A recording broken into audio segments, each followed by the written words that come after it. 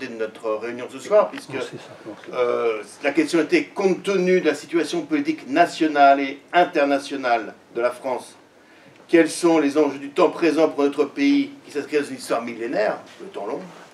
Eh bien, effectivement, cette actualité nous en offre une illustration avec le conflit entre Israël et le Hamas, hein, qui a un peu effacé le conflit, du moins dans les médias, le conflit entre l'Ukraine et la Russie. Et d'autant plus que le doute nous anime quant à la capacité de nos élites, effectivement, de s'inscrire dans le temps long de la France. Alors pourquoi j'ai choisi cette actualité comme une illustration presque aveuglante?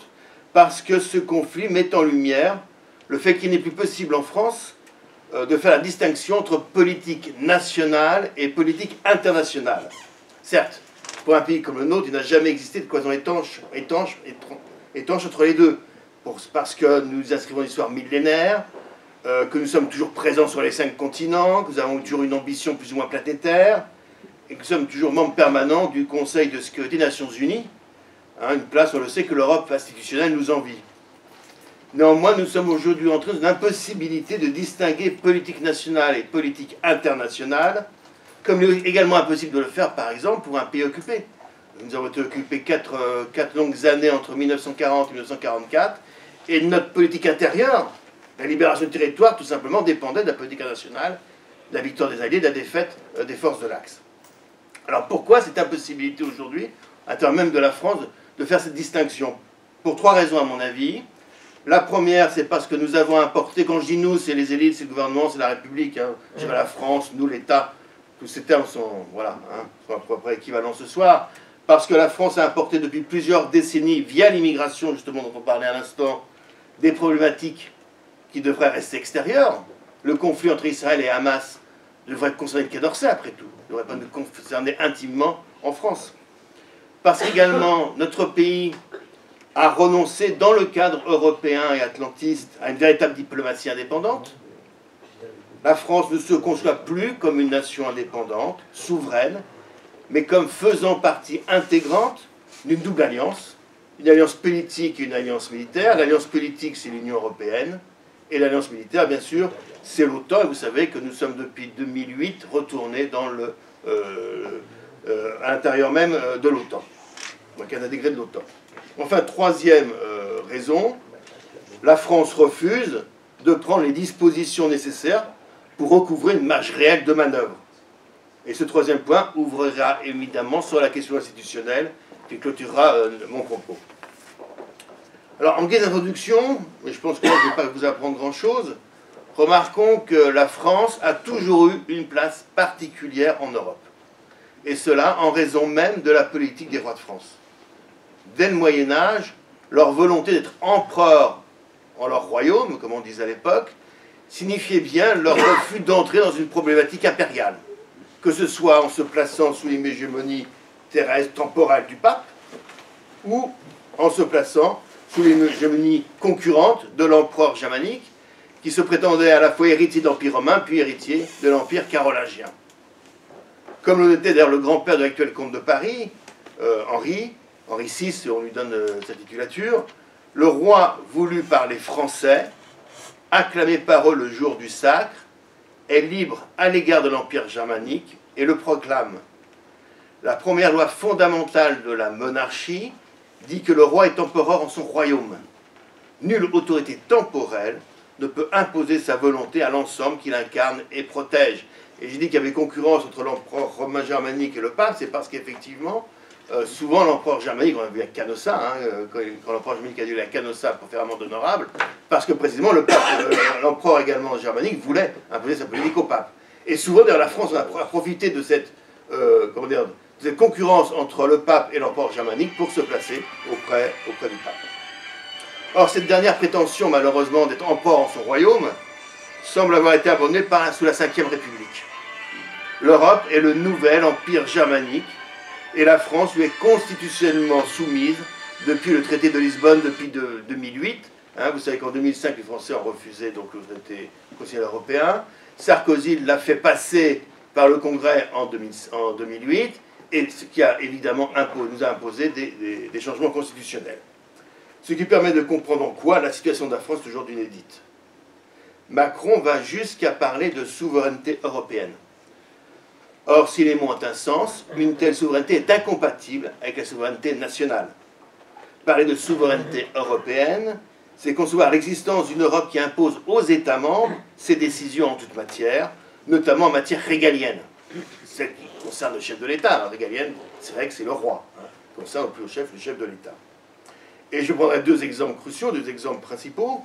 L'immigration, à nouveau, qui est une matière hautement régalienne, puisqu'elle en arrive aujourd'hui à délimiter l'identité même d'un peuple. Or, les traités multiples que nous avons signés, et continuons de signer, le dernier en date, c'est le traité de Marrakech, visant à faciliter l'intégration des immigrés, des migrants en Europe, je reviendrai également sur les termes.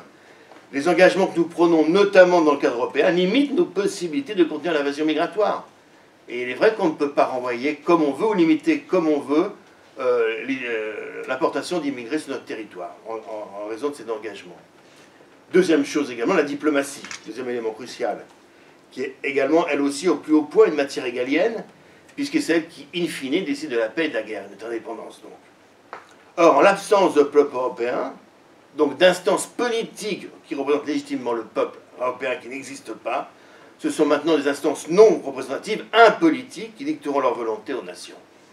Je pense évidemment à la Commission européenne et aux représentants à la diplomatie européenne, que M. Borrell actuellement. Or, donc, on voit combien aujourd'hui l'État marche sur des œufs. Si je reprends la question actuelle du conflit entre le Hamas et Israël. La situation intérieure est du reste devenue telle, si critique, que Macron a renoncé à se mettre dans les pas de Mitterrand ou de Hollande lorsqu'ils ont fait des manifestations commémoratives de massacres, où Mitterrand c'était le cimetière juif de Carpentras.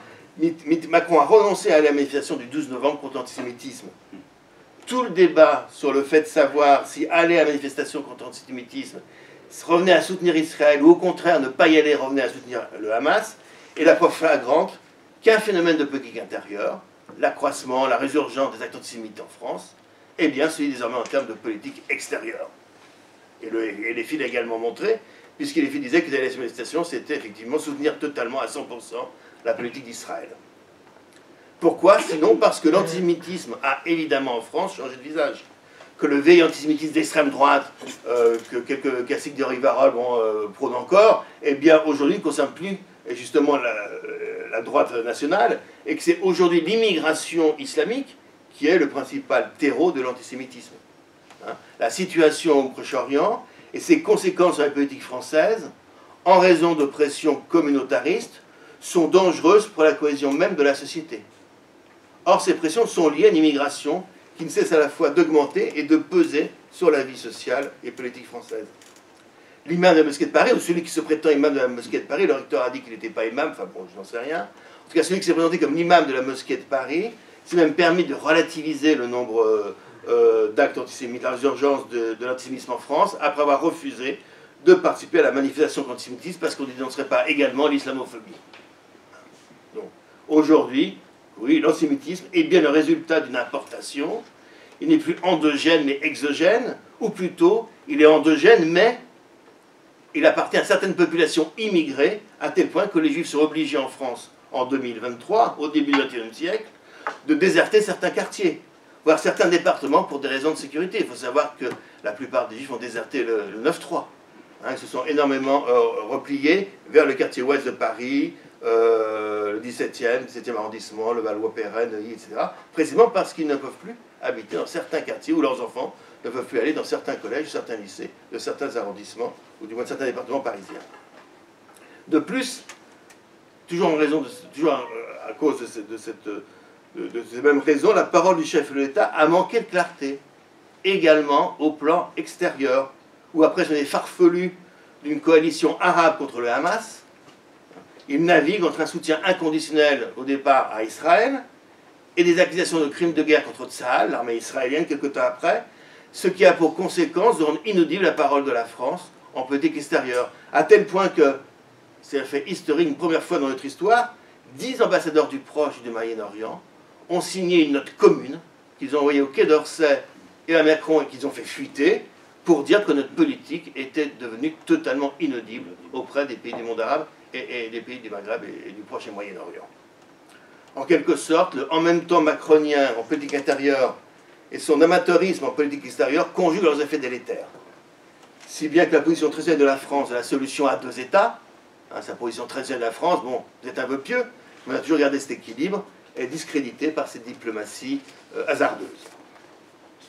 Alors c'est un constat, mais il ne convient pas de s'en tenir au constat, mais d'approfondir les causes de ce recul de la France au plan international, également de ce malaise au plan intérieur, qui ne tiennent pas qu'à la personnalité de Macron, ça serait trop facile, même si cette personnalité aggrave la situation.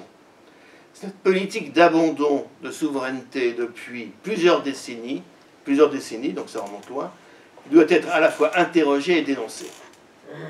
En effet, en nous fondant dans le processus européen et après être retourné dans le commandement intégré de l'OTAN, notre marge de manœuvre en matière diplomatique est devenue étroite, pour ne pas dire inexistante. Et là, c'est un autre conflit auquel je vais faire allusion, que je vais évoquer. On le voit s'agissant de la guerre en Ukraine. Macron a très vite abandonné une posture de troisième voie, consistant à continuer d'entretenir un dialogue avec Poutine. Il a très vite abandonné cette troisième voie pour se ranger à la diplomatie d'alignement sur les États-Unis de la Commission européenne. Or, cette troisième voie était la seule conforme à la fois de tradition diplomatique et de non-alignement et à notre intérêt national. Mais il est vrai que Macron a toujours préféré la voie européenne à une diplomatie française. Par exemple, c'est en tant que président du Conseil de l'Union européenne, non pas en tant que président de la République française, mais en tant que président du Conseil de l'Union européenne, que le 7 février 2022, soit 2-3 semaines avant ce que Poutine a appelé l'opération spéciale, il est allé à Moscou puis à Kiev. C'est-à-dire que Macron a considéré comme essentiel, alors que les bruits de guerre quand même se faisaient dire de plus en plus forts, il a considéré comme essentiel ce qui n'est que secondaire, voire anecdotique aux yeux de Poutine. C'est investir la dimension de président du Conseil de l'UE, qui est une fonction sans consistance, purement administrative, hein, qu'il s'est présenté à Poutine, et non pas en tant que chef de l'État français, alors que nos relations avec la Russie remontent loin, remontent à 1000 et quelques avec le mariage d'Henri Ier de la princesse russe de Kiev. On a de très vieilles. Pierre le Grand est venu voir le Jean-Louis XIV à Paris, à Versailles.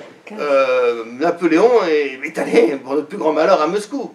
De Gaulle n'a jamais cessé de revendiquer, au temps même de l'Union soviétique, la personnalité russe. Quand il allait en voyage en Russie, à Moscou, il ne parlait jamais de l'Union soviétique, il parlait toujours de Russie, pour bien montrer qu'il avait affaire, il y avait deux grands États historiques, l'un en face de l'autre, voilà, en partenariat l'un avec l'autre. Or tout cela, toute cette diplomatie historique, Macron l'a balayée, en se présentant simplement comme que le petit télégraphiste de l'Union européenne et surtout de bidonne, douche froide, pour celui qui pense l'Europe explicitement en termes de rêve, et il a malheureusement effectivement tendance à prendre ses rêves pour la réalité.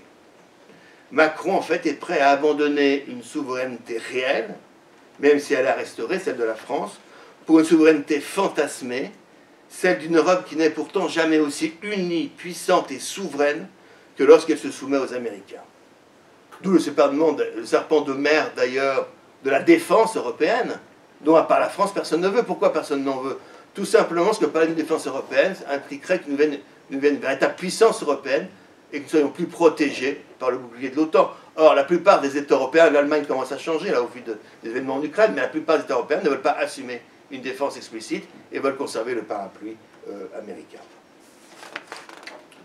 Alors, rappelons en effet que l'Europe ne s'est jamais pensée indépendamment des États-Unis et que le partenariat franco-allemand repose sur un malentendu.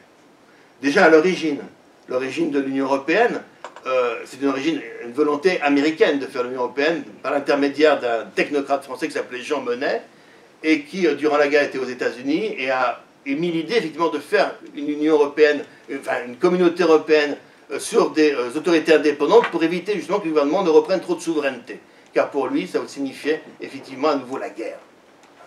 Donc effectivement, il s'agissait pour les États-Unis à l'époque d'endiguer la menace communiste, qui était réelle, il ne faut pas le nier bien évidemment, d'endiguer la menace communiste, mais par un parapluie, un protectorat américain sur l'Europe. On l'a vu également dès 1963, au lendemain de la signature du fameux traité de l'Élysée entre De Gaulle et Adenauer. On en parle sans cesse. En 2013, on a fêté les 50 ans, là on va commémorer les 60 ans du traité Élysée. Or, ce traité, justement, a été vidé de toute substance dès le lendemain de sa signature par le Bundestag, qui a rappelé que néanmoins ce traité n'avait de valeur que sous autorisation, sous domination de l'OTAN, sous le parapluie américain. Et De Gaulle a été furieux et a compris que ce traité était mort-né. Puis on l'a vu également à la fin du siècle dernier, lorsqu'à la demande des États-Unis et de l'Allemagne, l'Europe a agressé la Yougoslavie dans le cadre de l'OTAN. Il ne faut quand même pas oublier que c'est dans le cadre de l'OTAN et avec à la demande des Américains qu'effectivement nous avons participé à cette guerre et que nous-mêmes, Français, nous avons agressé notre vieil allié, la Serbie. La France, donc, se devrait de jouer un rôle modérateur plutôt que d'en rajouter, notamment dans les déclarations et les sanctions. La France devrait mettre en avant sa différence militaire. Nous sommes quand même le seul pays européen à avoir la bombe atomique véritablement indépendante, puisque vous savez que la bombe atomique anglaise est sous direction américaine, en fait. Pour pouvoir s'en servir, les Anglais doivent demander l'autorisation aux États-Unis. Nous avons une véritable, nous, des situations nucléaires indépendantes. Sa différence historique, internationale. C'est ce que fit par exemple De Gaulle en 1966 à Phnom Penh, s'agissant de la politique américaine au Vietnam et au Cambodge. Il a bien montré, tout en restant un allié de l'OTAN, intégré à l'OTAN, il a quand même bien montré, effectivement, que nous pouvions avoir une politique différente étrangère. De fait, la France est retournée, depuis plus de 2 décennies, dans une logique impériale, celle à laquelle je faisais écho au début de ce propos, dont De Gaulle avait commencé à la faire sortir en 1966 en quittant le commandement intégré de l'OTAN. Et alors que la chute du mur de Berlin aurait dû susciter une diplomatie originale, imaginative, de la part de la France, au contraire, le double tropisme atlantiste et européiste de Mitterrand et de ses successeurs, qui partagent le même européisme, l'a fait replonger. Alors que De Gaulle avait cherché à redevenir empereur à son royaume, dans un certain sens, en quittant le commandement intégré de l'OTAN en 1966, en affirmant sa différence, Mitterrand et ses successeurs ont de nouveau progressivement livré le royaume à l'Empire. La souveraineté européenne de Macron n'est que l'achèvement de ce processus. D'ailleurs, Paris et Berlin souhaitent encore un approfondissement de l'Union européenne. Et je mets des guillemets à approfondissement parce que c'est le terme qui est employé par nos diplomates, qui est employé au sein de Bruxelles. Il faut savoir que l'Allemagne, pour des raisons tenant à son histoire et à sa constitution, qui est un État fédéral, voudrait effectivement appuyer son fédéralisme européen. Ça ne pourrait évidemment se faire qu'aux dépens de la souveraineté déjà bien entamée de la France. Il faut savoir néanmoins que nos élites y sont prêtes. Et je vais en donner deux éléments, un anecdotique et autre qui est plus politique et géopolitique. Déjà, le 29 septembre 2021, un des principaux conseillers de Macron, Roland Lescure, qui était alors qui est député des Français d'Amérique du Nord, porte-parole du groupe macronien à l'Assemblée et qui est aujourd'hui ministre délégué à l'industrie, Roland Lescure, dans le Figaro, avait vendu la mèche, souhaitant en finir explicitement avec l'héritage du gaullisme, disait-il, condamnant les tentations protectionnistes, entre guillemets, militant pour le fédéralisme européen, qui, ouvrez les guillemets, doit devenir notre horizon partagé, finir les guillemets, il ajoute, on peut aussi imaginer, au-delà de 2030, que la France partage son siège au Conseil de sécurité de l'Organisation des Nations Unies avec les autres nations européennes. Fermez les guillemets. Et il n'y a eu aucun démenti officiel de la part de l'Élysée. Il est même devenu ministre depuis. Si tel était le cas, ça serait fini du moins dans le cadre institutionnel international actuel de la possibilité de toute diplomatie originale de la France. Nous deviendrions un État vassal. Il ne restera plus alors qu'à partager notre dissuasion nucléaire, comme le demanda en février 2020 un proche d'Angela Merkel, qui était alors à l'époque chancelière d'Allemagne, le député de CDU Johann Wadephul. Il demandait à ce que la France place ses missiles atomiques sous un commandement commun de l'Union européenne et de l'OTAN pour achever d'effacer donc la France comme puissance qui compte dans le monde. Il va de soi que si la France n'avait plus ni siège permanent de sécurité ni dissuasion nucléaire indépendante, ça serait fini, effectivement, de toute diplomatie et de toute existence autonome, et que nous ne pourrions plus du tout nous émanciper de cette logique impériale. 2030, que la date que donnait Lescure, vous en souvenez là, pour partager un siège permanent au Conseil de sécurité, n'est pas donnée au hasard comme date 2030. Ce n'est pas une date donnée par hasard, c'est la date butoir que se fixent l'Allemagne et la France, elles deux, pour approfondir, encore une fois, l'Union européenne en vue de l'élargir, notamment à l'Ukraine, c'est d'actualité, dans le cadre d'un rapport. La France et l'Allemagne ont demandé un rapport que leurs ministères des Affaires étrangères ont commandé, qui s'intitule, j'ouvre les guillemets, « Naviguer en haute mer, réforme et élargissement de l'Union européenne au XXIe siècle ». Ce rapport a été commandé en janvier dernier, il a été remis le 18 septembre dernier. Il a 3 objectifs. Accroître la capacité d'action de l'Union européenne, accroître sa capacité d'action, renforcer l'état de droit et la légitimité démocratique, ça c'est la version idéologique, et préparer les institutions à l'élargissement. Pour permettre à ceux qui ont encore davantage de pays qui puissent entrer, notamment l'Ukraine. Alors dans les faits, il vise entre autres à faciliter les sanctions envers les États récalcitrants, on pense évidemment à la Hongrie ou à la Pologne, réputés contrevenir aux valeurs européennes. Il vise également, ça c'est la partie institutionnelle pour l'élargissement, à imposer le vote à majorité qualifiée, même dans les décisions relevant des aspects, j'ouvre les guillemets, essentiels de la souveraineté nationale. Politique étrangère, défense, fiscalité, budget de l'Union européenne. Toutes ces questions aujourd'hui sont traitées à l'unanimité. Or, au but de ce rapport, la proposition est faite que ce soit à la majorité qualifiée que désormais ces questions soient traitées. C'est-à-dire que si la France a face à elle une majorité qualifiée d'États qui sont contre ce qu'elle souhaite, eh bien, elle sera forcée de se plier aux décisions de l'Union européenne. Donc passer à un vote à la majorité qualifiée, c'est évidemment tourner le dos à toute notion de souveraineté nationale. Qu'est-ce qu'une majorité qualifiée? C'est une majorité qui est pondérée en fonction du nombre des États et de la population d'importance de ces États. La répartition des droits de vote à la majorité qualifiée doit être rééquilibrée, dit le rapport. Parce que non seulement il voudrait qu'on passe à toutes ces décisions à la majorité qualifiée, mais il veut modifier la majorité qualifiée pour favoriser les petits États. Aujourd'hui, la part des États membres et de la population qu'ils représentent doit être ajustée. Aujourd'hui, le système actuel est de 55% des États membres représentant 65% de la population. Bon, c'est l'arithmétique, mais c'est jugé encore insuffisant parce que les États minoritaires, les petits États ne sont pas favorisés suffisamment. Et donc, il propose de passer à 60% des États membres représentant 60% de la population, ce qui avantagerait les petits États membres plus enclins à écouter les sirènes de l'atlantisme, aux dépens notamment de la France. Il va de soi que ce serait également là pour la France, abandonner à la fois toute diplomatie et toute politique de sécurité nationale. Donc voilà, effectivement, si vous voulez, j'ai essayé de montrer comment l'actualité nous répond effectivement à un élargissement de l'Union européenne, à une perte progressive d'autonomie et de souveraineté nationale. Mais je crois qu'il faut encore d'approfondir, là au sens vrai du terme, l'analyse. C'est-à-dire que l'engagement dans l'Europe n'est pas qu'un problème technique de compétence, comme on vient de le voir. Il est beaucoup plus profond. Il existe un projet européen avant tout idéologique, avec lesquels ces réformes sont cohérentes. Alors, on a vu les termes de démocratie et d'état de droit. Le rapport parlait qu'il fallait élargir la démocratie et approfondir l'état de droit. Ces termes suffisent à définir en quelque sorte toute réalité propre de l'Europe. L'Europe, telle qu'elle est conçue, de plus en plus, n'est plus une Europe des peuples, une Europe des États, une Europe des peuples, c'est surtout une Europe idéologique. Et on comprend pourquoi, par exemple, Macron, dès 2017, ou 2016, enfin quand il était en campagne électorale, a dénié l'existence d'une culture européenne, d'une culture française, effectivement. Parce que c'est avant tout une culture mondialiste et idéologique qui le mettra en avant, et cela, c'est également le projet européen. Et c'est remonte à loin.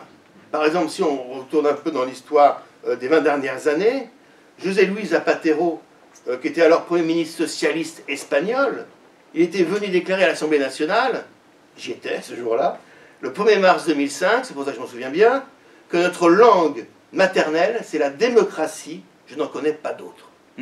Notre langue maternelle, c'est la démocratie, je n'en connais pas d'autre.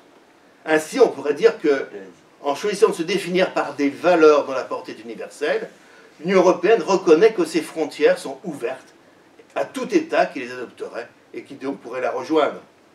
Et du reste, l'ancien président de la Commission, Romano Prodi, avait déclaré peu de temps auparavant, en 2002, lors de l'ouverture de cette fameuse convention qui devait déboucher sur le traité européen constitutionnel, il avait dit que l'Union européenne est l'unique tentative concrète de réaliser une mondialisation démocratique. L'unique tentative concrète de réaliser une mondialisation démocratique.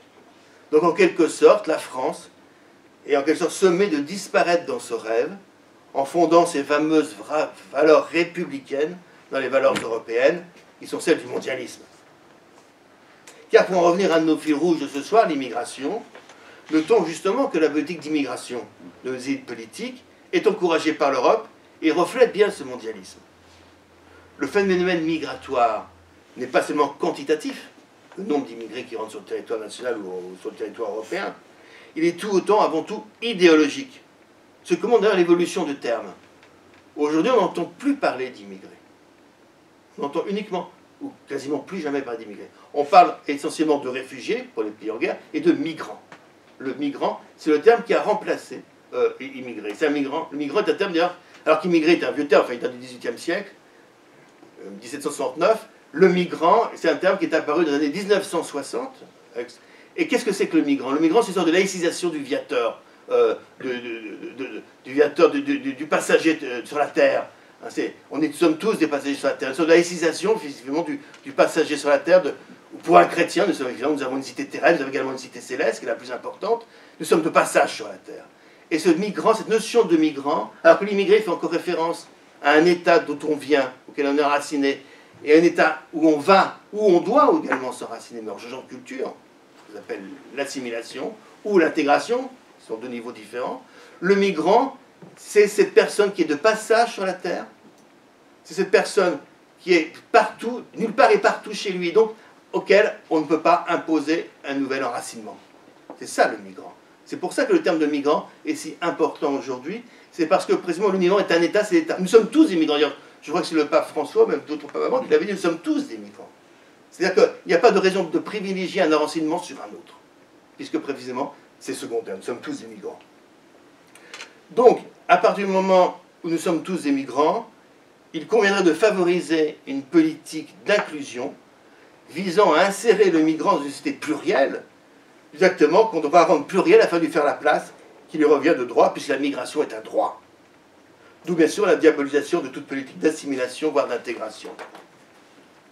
Pour les mondialistes, le nomadisme est en soi le dernier mot de l'homme. Le discours de Macron méprisant tout enracinement et vantant le déplacement en sont les signes. En quelque sorte, le migrant devient la figure opposée à celle du citoyen enraciné dans un pays. Le migrant devient la figure du nomade imposé par le mondialisme. Il est la face misérable du bobo cosmopolite. Il est vraiment la face misérable du bobo cosmopolite. D'un côté, vous avez je vais approfondir la chose, ceux qui naviguent sans cesse dans le monde parce qu'ils sont des cosmopolites assumés. Et puis vous avez la face misérable de ce bobo cosmopolite qui est le migrant. Si vous voulez, le migrant est donc l'agent, qu'il le veuille ou pas. Il est l'agent d'une société cosmopolite, le témoin souffrant du village mondial en train d'accoucher dans la douleur. La notion même de migrant contredit donc celle de nation. La migration n'est donc pas seulement un phénomène économique ou culturel. Elle est devenue ce qui doit permettre de dépasser les identités nécessairement figées dans une dynamique multiculturelle. D'où la nécessité pour les mondialistes de dissoudre le concept même de peuple ou de peuple français pour celui apparent plus neutre de société. On parle encore de quartiers populaires. Bon, on sait ce que c'est que les quartiers populaires. Ce sont précisément les quartiers que fuient les Français de souche et les immigrés assimilés, totalement assimilés, pour justement faire place aux migrants. C'est cela qu'on parle. On voit qu'il y a un problème avec la notion même de peuple, aujourd'hui, qu'on subvertit la notion de peuple. Et on préférera parler, d'ailleurs, de notion de société, société commune, société diverse, société inclusive. Tels sont les éléments de langage de ce grand emplacement civilisationnel. Et vous en souvenez peut-être, ça avait fait du bruit à l'époque, mais en 2013, il y a un rapport qui est paru, dont le titre était « Faire société commune dans une société diverse », hein, avec pour sous-titre « Faire France hein, », comme si la France n'était pas déjà faite ou à faire, et qui voulait promouvoir une société inclusive, c'est-à-dire multiculturelle. Alors, je vais citer quelques passages, je pourrais faire même des explications de texte, mais enfin bon, ce serait un peu laborieux. Mais, par exemple, ce rapport disait La France est déjà un pays pluriethnique et pluriculturel. Elle le sera de plus en plus à l'avenir. Et un pluralisme harmonieux reste à construire. Là, c'était assez lucide, effectivement, et malheureusement, l'actualité intérieure nous le montre. Un pluralisme harmonieux reste à construire. Il ajoutait que c'est au nom des valeurs fondatrices d'une république effective qu'il faut une reconnaissance franche du pluralisme de la société française et d'une république de la diversité. Ou quand la république de Jacobine, nous on n'a jamais parlé de notre cœur, la république jacobine, mais quand la république de Jacobine devient multiculturelle, et l'adjectif français se fond dans le mot diversité. Une reconnaissance franche du pluralisme de la société française et d'une république de la diversité. Le mot français lui-même n'a plus véritablement de sens. Si vous voulez, les Français sont poussés vers leur effacement en tant que pays réel, en tant que peuple historique. La volonté de nos dirigeants actuels est de couper irrémédiablement le peuple français de son histoire, afin d'absorber ce même peuple dans le trou noir de la mondialisation. Et en effet, aujourd'hui, après l'abandon du terme d'assimilation, après celui du terme d'intégration, car il fait référence à un processus d'acquisition. L'intégration, c'est quand on acquiert une culture qui vous est originellement étrangère.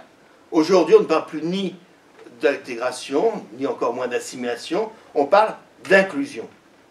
On parle d'inclusion parce que l'intégration ne fait pas assez sa place, la réciprocité entre immigrés et citoyens de souche. Dans l'intégration, il appartient toujours à l'immigré d'intégrer les valeurs du peuple du pays qui l'a accueilli. L'immigré est donc de ce fait stigmatisé comme immigré. Au contraire, quand on parle d'inclusion, qu'est-ce que c'est que l'inclusion? L'inclusion, c'est l'action d'inclure quelque chose dans un tout, ainsi que le résultat de cette action. Inclure quelque chose dans un tout et le résultat de cette action. Sans que se pose la question d'aucune norme. L'inclusion, en ce sens, est synonyme de multiculturalisme. Dans une société multiculturelle, il n'y a plus de Français de souche et d'immigrés, ce que c'est le mondialisme. Il n'y a aucune antériorité culturelle ou civilisationnelle qui font une légitimité. Il n'y a plus que des résidents. Et avec le terme de migrants, va le terme de résidents. Les résidents d'un pays. On parle de résidents. Et il y a quelques années, c'était en 2017, justement pour l'élection présidentielle, la première de Macron, les évêques de France avaient fait un texte, dont je ne me souviens plus du titre, un petit texte, comme ils aiment bien en faire avant les élections importantes, et ce texte était adressé aux résidents de France. Il n'était pas adressé aux citoyens français qui allaient voter, il était adressé aux résidents de France. Et effectivement, c'était très bon, tout ce charabia, effectivement, qu'il reproduisait. Alors c'est pour ça que dit encore le rapport, donc, là il faut bien l'écouter. L'enjeu principal réside dans le vivre ensemble. C'est-à-dire comment faire évoluer la société française, et en partie l'action publique, afin de permettre à toutes les personnes qui résident en France de vivre ensemble, d'être reconnues dans leur diversité. Il s'agit de les reconnaître pour ce qu'elles sont, et simplement pour leur présence sur le territoire national. Donc la notion de nationaux, de citoyenneté, est donc abandonnée au profit de celle totalement neutre de résident. Quand on réside en France, on peut être français, on peut être étranger, en situation régulière, en situation irrégulière, simplement touriste, avec un visa de 3 mois. Bon, un résident, ça n'a aucune connotation précise. La notion de citoyenneté est même dissoute là. Il y a une égalité absolue, indépendamment du statut de chacun. On ne saurait aller plus loin dans la dissolution même de toute notion internationale, et même, puisque la notion même de nation est dissoute dans celle de société inclusive. C'est ça l'inclusion, c'est précisément cela. Hein. On inclut différentes communautés sans qu'il n'y ait de normes, sans qu'il n'y ait de vivre ensemble véritable, sans qu'il y ait de culture nationale. Il faut donc parvenir à l'égalité réelle, indépendamment de toute citoyenneté.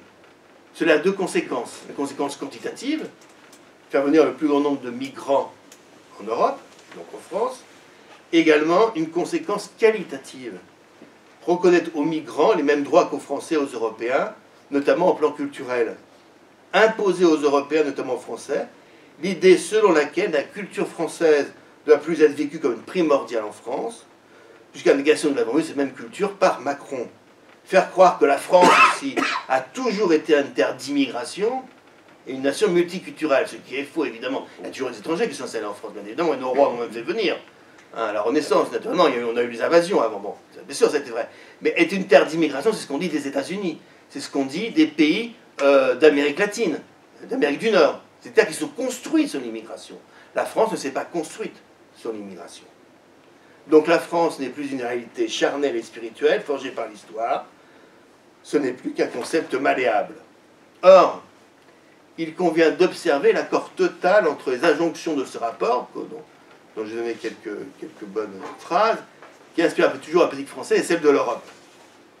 Dès 2004, et alors que le mot d'inclusion n'était pas encore à la mode, dès 2004, les ministres de la justice et des affaires intérieures de l'Union européenne, qui se réunissent sur un conseil, ça s'appelle le Conseil justice et affaires intérieures de l'Union européenne, c'est la réunion des ministres de tous les pays membres de l'Union européenne de la justice et des affaires intérieures, sont parvenus à un texte commun dans lequel il est marqué l'intégration, aujourd'hui il faudra entendre l'inclusion, l'intégration est un processus dynamique à double sens d'acceptation mutuelle de la part de tous les immigrants et résidents des États membres.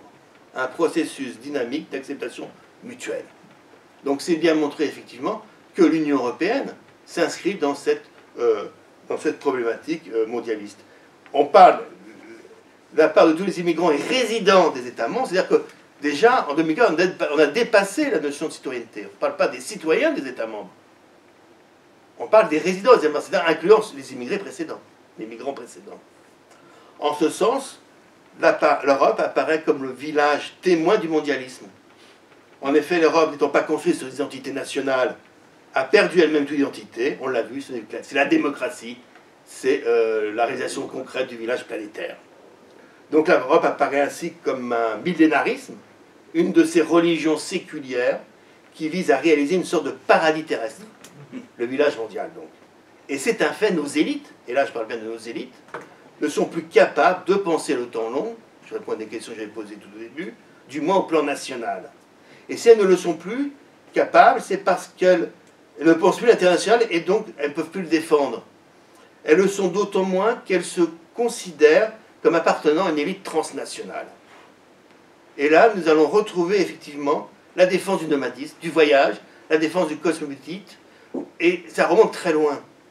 Déjà en 1995, bon, c'est pas vrai que ça, vous me direz, mais Mitterrand, dans son discours à Strasbourg du 17 décembre 1995, revient sur le traité de Maastricht, qui avait été adopté, vous vous en souvenez, en France en 1992. Bon, il avait été adopté, mais pas beaucoup, hein, pas à beaucoup de voix près, de pourcentage près du moins. Et Mitterrand déclare alors, aux parlementaires de Strasbourg, l'une des difficultés principales que nous avons rencontrées pour obtenir l'accord de nos concitoyens lors de la ratification du traité de Maastricht était due à l'effet de surprise. Un certain nombre de gens informés, qui voyagent, qui ont des contacts avec l'étranger, ou bien la partie du public qui lit, qui s'informe, qui étudie, étaient acquises à l'Europe. On s'est peut-être un peu trop reposé là-dessus. Le peuple dans ses profondeurs, c'est l'autre versant ça, les bouseux quoi, le peuple dans ses profondeurs était pour, mais il ignorait. Il ignorait ces conditions nécessaires pour y parvenir. Mais quelles conditions pouvaient paraître contraignantes? Une arrogance, un mépris de la part du socialiste François Mitterrand entre cette élite cosmopolite qui voyage, qui s'informe, etc. Et puis le pays réel, le français moyen. Voilà. Et ces propos, ils sont intéressants parce que quand on va encore en arrière, hein, et que l'on lit un autre européiste, Bertrand de Jouvenel, ça dit peut-être un nom à certains d'entre vous, Bertrand de Jouvenel, qui est l'écrivain qui est sonore de Gouard, et qui durant la guerre 40 a été très proche de la collaboration, il a eu quelques ennuis à la Libération.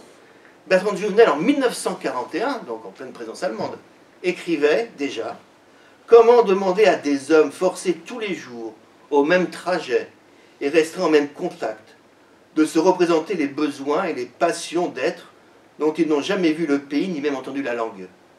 Combien différente la situation d'une aristocratie qui voyage, qui reçoit ses ailes des notables étrangers, que des alliances matrimoniales, des lectures, de fréquentes correspondances tiennent au contact permanent avec les autres pays. Cette classe constitue le ciment naturel d'une grande société. » Or, la grande société, c'est précisément le projet européen côté profiteur du mondialisme. Aujourd'hui, comme hier, nous avons l'aveu d'une caste cosmopolite, issue le plus souvent d'une même moule idéologique, ceux dont le niveau de vie et la culture leur permettent de profiter des avantages de la mondialisation et qui promeuvent un mode de vie souvent individualiste, déraciné, égocentrique, peu tourné vers l'intérêt général, indifférent à un bien commun, du moins un bien commun national, dont ils ne veulent pas partager que les fruits éventuels. Ils ne veulent pas sacrifier. Pour ces derniers, l'intérêt suprême est individuel. Il n'y a d'intérêt général qu'en tant que celui-ci engendre ou assure les conditions de possibilité de leur existence égocentrée. D'ailleurs, ces individualistes font généralement peu d'enfants, d'où leur intérêt pour les pratiques paranaturelles, GPA, PMA, voire les espoirs qui sont placés, à mon avis à tort, mais bon, sur le transhumanisme ou l'homme augmenté. S'ils ne sont pas capables de penser en termes collectifs, uniquement en termes communautaristes, ils ne s'identifient qu'à des pratiques communautaires qu'ils croient librement choisies, notamment en matière sexuelle, de voyage, culturel, etc. Conséquence, ces individus ne sentiront aucune communauté d'intérêt avec un compatriote qui ne ressemble pas sur les plans économiques, social, ou qui ne partage pas ses codes culturels. Le pauvre, le travailleur, le loser de la mondialisation est à ses yeux un étranger. Et si vous revenez un peu en arrière en 2016, lorsqu'il y a eu le Brexit, il y avait d'un côté, particulièrement du livre, ceux qui voulaient partir, et ceux du Riemann, ceux qui voulaient rester, eh bien, la réaction de certains partisans du Riemann est intéressante. Certains ont voulu détacher la ville de Londres pour en faire un cité. On en a parlé de ça. Certains londoniens voulaient détacher cette de Londres du Royaume-Uni pour en faire une cité-État indépendante qui serait restée à l'intérieur de l'Union européenne. Beaucoup de Britanniques ont demandé à se faire naturaliser dans un des pays membres de l'UE, afin d'avoir un passeport, justement, toujours européen. Ce qui montre bien que la notion de solidarité nationale est devenue totalement étrangère aux individualistes cosmopolites. Il s'est créé, on peut dire qu'on assiste à une sorte de renversement historique. Il s'est créé ce qu'on pourrait appeler une internationale des winners de la mondialisation. Ce sont aujourd'hui les prolétaires qui revendiquent leur racinement dans une patrie et les gagnants du mondialisme qui adaptent le slogan de Marx, winner de tous les pays, unissez-vous. Ils appartiennent à des communautés, donc on l'a vu, égocentrées, d'où la violence de certains propos. Je ne sais pas si vous en souvenez, mais certains propos, notamment en France, mais ça devait être la même chose dans la presse britannique, c'est un propos des opposants au départ de la Grande-Bretagne était effarant. Je pense au texte qu'a publié le lendemain du résultat du référendum Bernard-Henri Lévy. Bernard-Henri Lévy, qui a écrit dans Le Monde le 25 juin 2016, j'ouvre les guillemets, donc le Brexit, c'est la victoire des casseurs et des gauchistes débiles, des fachos et hooligans avinés et empirés, des rebelles analphabètes et des néo-nationalistes à sueur froide et front de bœuf. Il y a une animalisation même de l'opposant politique, une animalisation eh bien, de ce peuple qui ne voyage pas, qui nie pas, qui ne va pas dont parlait Mitterrand, ou qui tous les jours est confronté aux mêmes problématiques dont parlait Bertrand de Jouvenel. C'est toujours la même problématique, c'est toujours le même mépris. Le même mépris des Français et des Français des couches populaires essentiellement.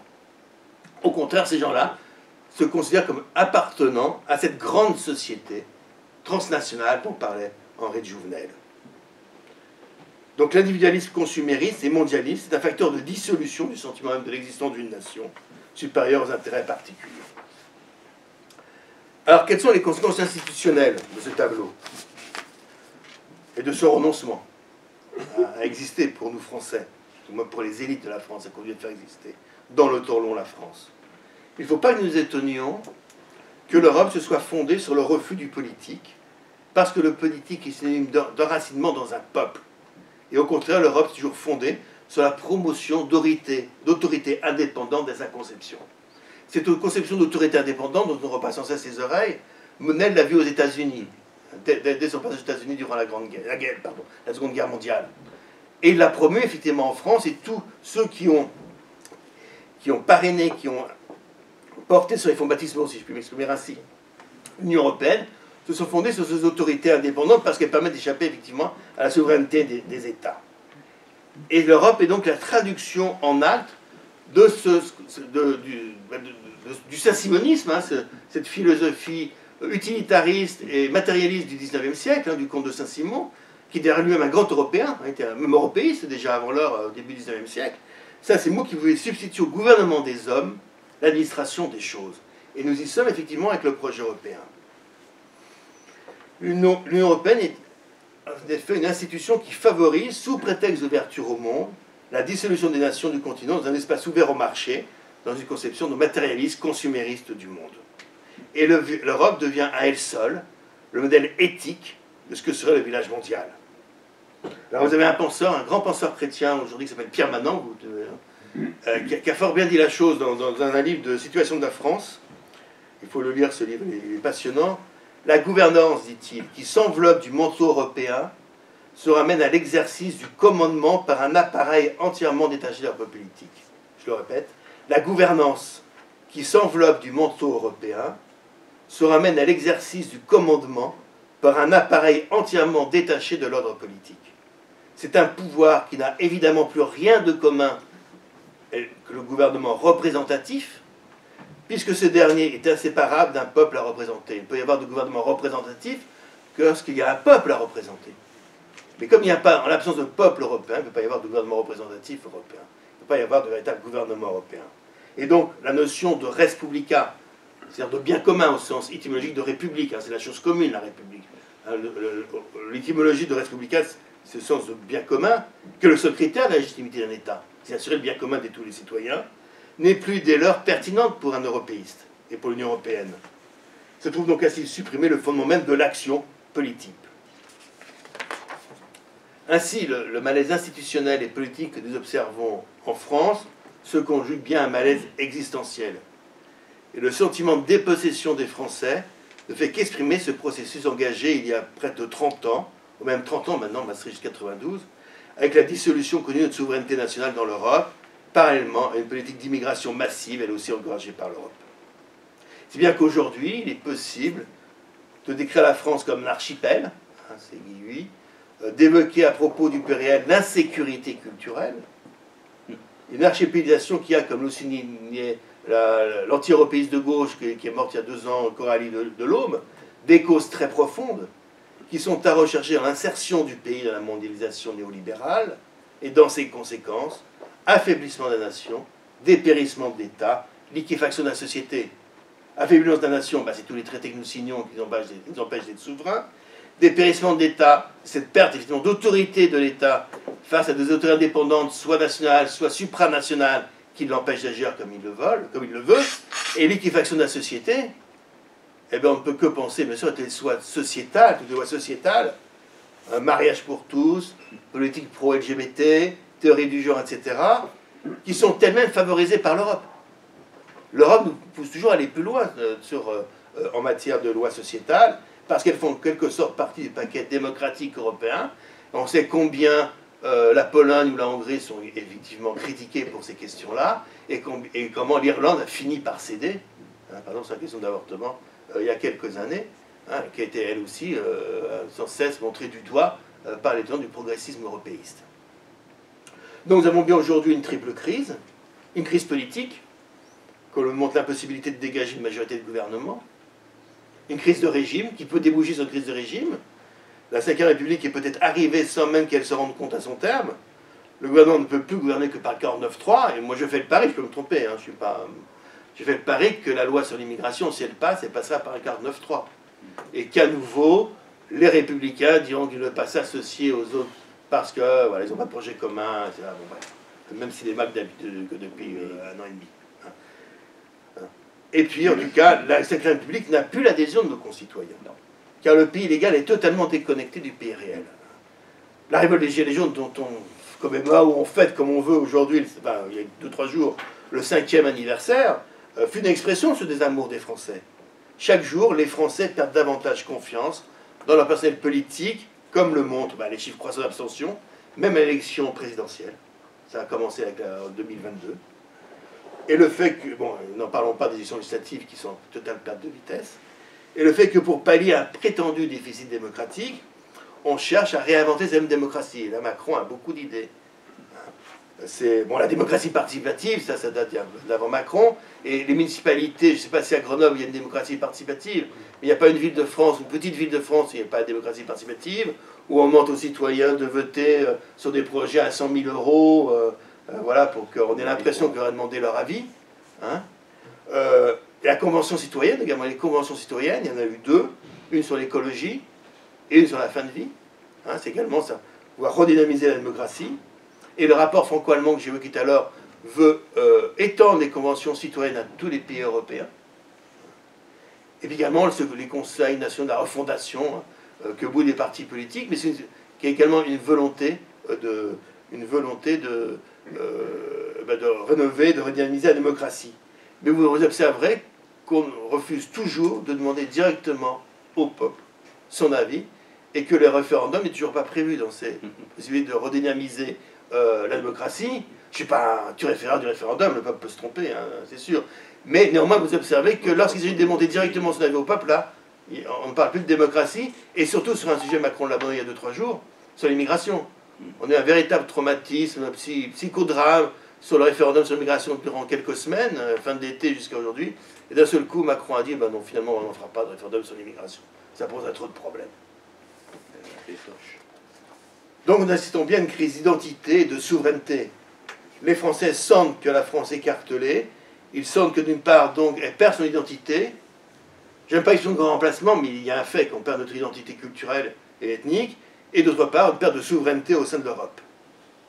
Or, les Français, du moins c'est mon avis, sont demandeurs de cité, de politique, ils sont demandeurs d'arbitrage, hein, afin de ne permettre ne serait-ce que l'accès de chacun à tous les biens communs, hein, qui nous permettent de vivre. Et donc, l'échec, à mon avis, patent de la Ve République, ne devrait-il pas faire réfléchir?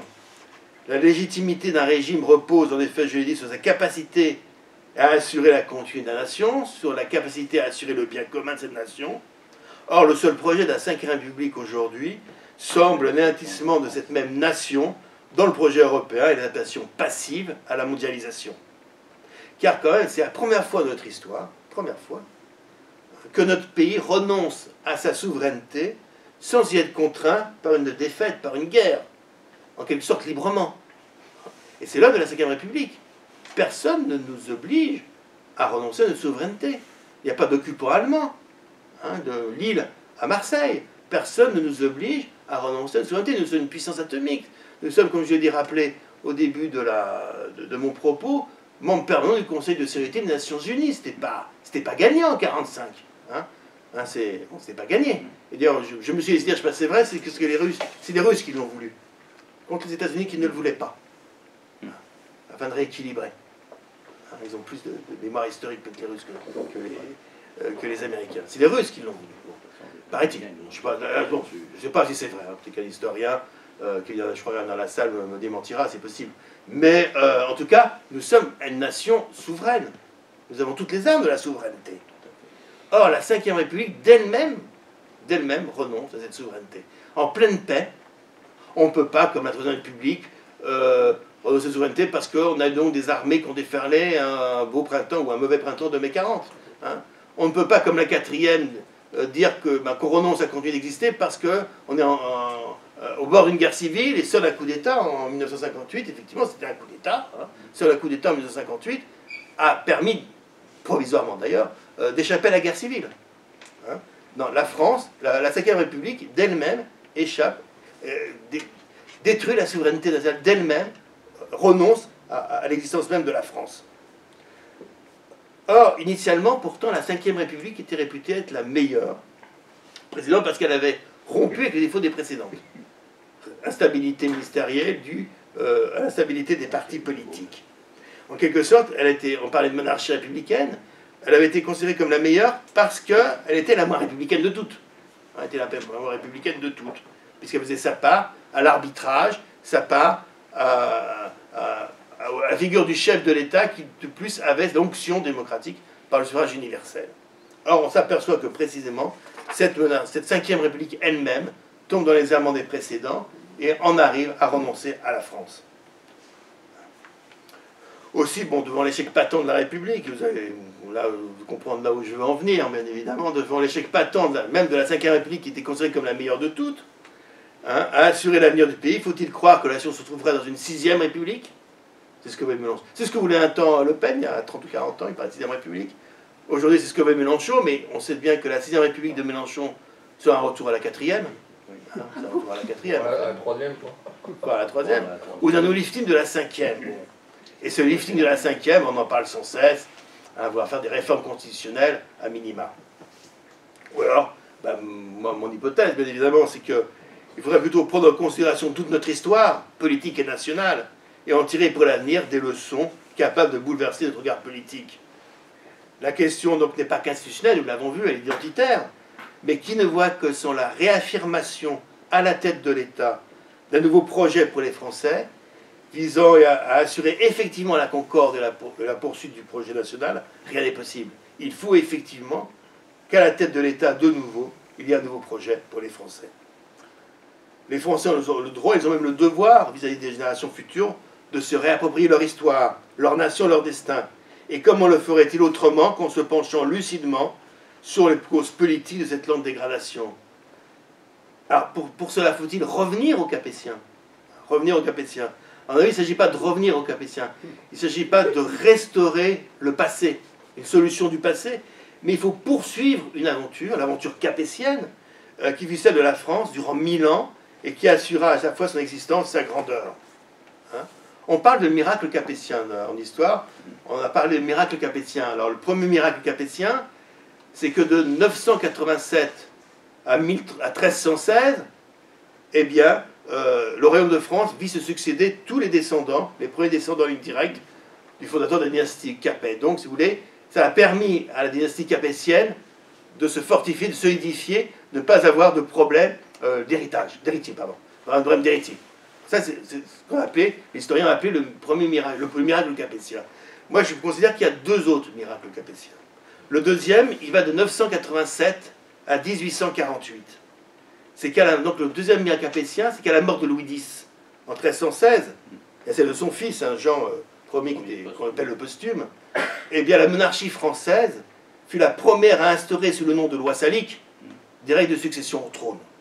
Peu importe que ça ait été effectivement ou pas salique, peu importe, le problème n'est pas là. Le problème, c'est qu'effectivement la monarchie française fut la première et quasiment la seule en Europe à instaurer des règles de succession qui n'ont été que vainement contestées tout au long de l'histoire. Ce qui nous a permis d'avoir une dynastie nationale, je dis bien nationale, de 987 à 1793, puis de 1815 ou 14 à 1848. Une même dynastie nationale, différentes branches bien sûr, mais une même dynastie nationale. Ça vraiment c'est un fait particulier. Si bien que la dynastie capétienne se confond avec la nation. Nous sommes les seuls en Europe, je crois, à avoir eu cette chance. Et le troisième miracle,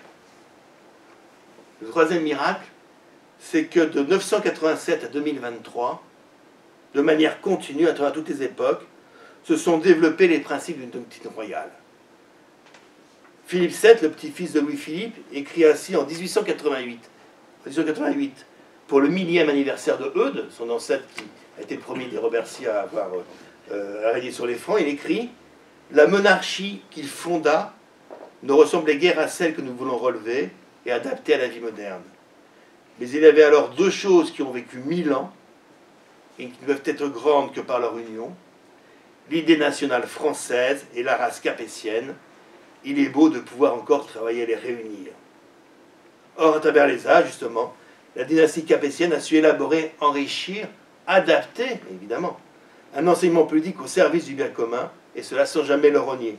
Et moi, c'est ce que j'appelle effectivement le troisième miracle capétien, cette poursuite d'un projet durant 1000 ans, hein, reposant sur des valeurs ou des principes, je préfère le terme de principe au terme de valeurs, reposant sur des principes qui à la fois sont fixes, sont pérennes, mais en même temps aussi s'adapter bien évidemment à l'évolution. Et la monarchie n'a fait que s'adapter de 987 à 1848. La monarchie, écrivait encore Philippe VIII, son fils, ne s'immobilise pas dans des formules. Elle a de la vie, la souplesse et la variété. Mieux que tout autre régime, elle s'adapte aux nécessités du moment. C'est ainsi que par la seule vertu de son principe, elle assure d'abord aux nations la durée. Elle ne leur garantit pas un moindre bienfait en substituant une autorité visible et forte, une responsabilité vivante à cet anonymat qui fait de l'État républicain un corps décapité. Donc effectivement, je pense que la question que nos rois et nos princes n'ont cessé de penser le bien commun dans toutes ses dimensions, et finalement je me demande si le plus grand crime de la République n'est pas d'avoir caché ce héritage politique aux Français, si bien qu'ils l'ignorent. Les Français sont passionnément attachés à leur histoire, et à l'histoire de l'Ancien Régime, toute cette vulgarisation intelligente que l'on a au Puy du Fou, ou dans les émissions d'histoire, et que méprisent les wokistes, que méprisent les adeptes de la conseil culture. Hein, il y a eu des émissions insupportables, par exemple sur le Puy du Fou, sur France Culture, ou France 2, je ne me souviens plus, à la radio ou à la télévision, que méprisent tous ces adeptes du dépérissement en fait, de la culture française. Eh bien, les Français sont encore passionnément attachés à leur histoire, à l'histoire de l'Ancien Régime. Eh bien, je pense qu'effectivement, il y a un élément sur lequel on peut fonder une action politique, redonner la fierté aux Français, à leur histoire et à leur culture politique. Là, je m'arrête là, après, si vous voulez poser des questions.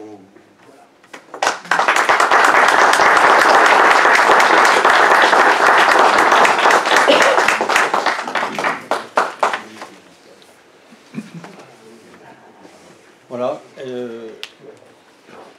Françoise.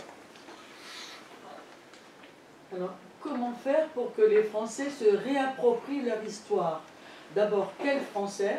Je vois mal 60 millions de Français en train de se, n'est-ce pas, biberonnés qu'ils sont, comme disait Zapatero, n'est-ce pas, à leur fameuse langue, leur démocratie maternelle.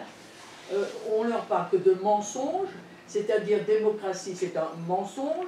Liberté, égalité, mensonge. Des abstractions. Alors, je pense aussi à la ferme des animaux d'Orwell, où on veut vraiment, le but, n'est-ce pas, même fondamentalement, au départ, l'égalité pour tous. On va acheter tous les patrons dehors et voilà, nous serons. Et le résultat, c'est qu'il y a bien sûr des dominants, etc. Donc, par ailleurs, il faut, je pense, quelques-uns. Je pense l'Union soviétique, c'était 4. Ils étaient 4, voilà ce que ça fait pendant 70 ans. Alors, comment peut-on faire? Ben, je réponds. Oui, oui. Alors, tous les Français, non, bien évidemment. Pas tous les Français, il y aura toujours déjà des accords politiques, idéologiques. Mais j'ai terminé délibérément sur ces émissions de télé ou ces lieux de production de spectacles historiques. Il y a quand même dans la culture générale, encore dans un grand nombre, peut-être pas chez tous, mais dans un grand nombre de Français, il y a encore ce terreau positif. Je pense effectivement qu'il suffit. Mais ce n'est pas tous les Français qui vivent en monarchie, ce n'est pas tous les Français. Il y a toujours des Français actifs qui seront plus lucides que les autres et qui sauront susciter effectivement l'action politique. Moi, personnellement, c'est ce que j'essaie de faire à mon modeste niveau, c'est ce que beaucoup de gens ici essayent de faire à leur niveau. Bien évidemment, ce ne seront pas tous les Français. Hein. Mais il faut décider d'un côté les Français actifs, de l'autre côté d'un état d'esprit général qu'il faut savoir insuffler au reste de la population. Bien évidemment. Après, c'est l'événement qui décide. Mais je crois qu'aujourd'hui, on est à un tel point, bon, j'en ai pas parlé aussi, mais si, j'ai parlé brièvement de 2005, l'abstention. Là, je crois qu'il y a également eu dans le peuple français, de façon générale, même je pense chez ceux qui étaient favorables à Maastricht, au traité constitutionnel en 2005, et un déni de démocratie, un déni, tout simplement, on appelle ça déni de démocratie, mais surtout un déni de la parole donnée aux Français qui est effarant, et qui, à mon avis, explique cette coupure qu'il y a de plus en plus forte, qu'il y a entre des hommes politiques, une élite politique qui sont totalement déconnectés, et puis la masse des Français, qui se sont de plus en plus méprisés. Et là, Macron a tellement montré son mépris. Il était beaucoup plus intelligent, Mitterrand, il le montrait de façon plus fine. Hein. Mais il y avait un tel mépris des Français que je crois que les Français vraiment, comprennent quand même que parmi nos élites politiques, alors ça veut pas dire qu'ils vont tous vivre le roi, mais ça veut dire qu'au moins un grand nombre de Français ne seront pas opposés, c'est déjà ça. Il faut compter sur les Français actifs, sur la masse inerte, puis sur la masse qui s'opposera, puis sur la masse qui favorisera. Enfin, il y a différentes catégories dans un changement de régime, hein. Différentes catégories de personnes. Et chacun joue un rôle où on est content qu'il ne joue pas de rôle quand il s'agit des opposants. Autre question, Georges? Bon, une réflexion. En tant que royaliste, j'ai toujours défendu l'histoire de France et j'ai toujours poussé justement à ce qu'on instruise nos concitoyens sur l'histoire de France, qui est malgré tout fort mal enseignée à l'heure d'aujourd'hui, et qu'on en revienne à un certain nombre de réalités. Et là, il y a un travail énorme à faire, et à commencer au sein de nos propres familles. Moi, personnellement, c'est ce à quoi je me suis attaché, parce que si on n'explique pas un certain nombre de choses, et en commençant par le commencement, après avec tout le terrorisme intellectuel et les déformations d'esprit qu'il y a, les personnes sont complètement noyées et perdues.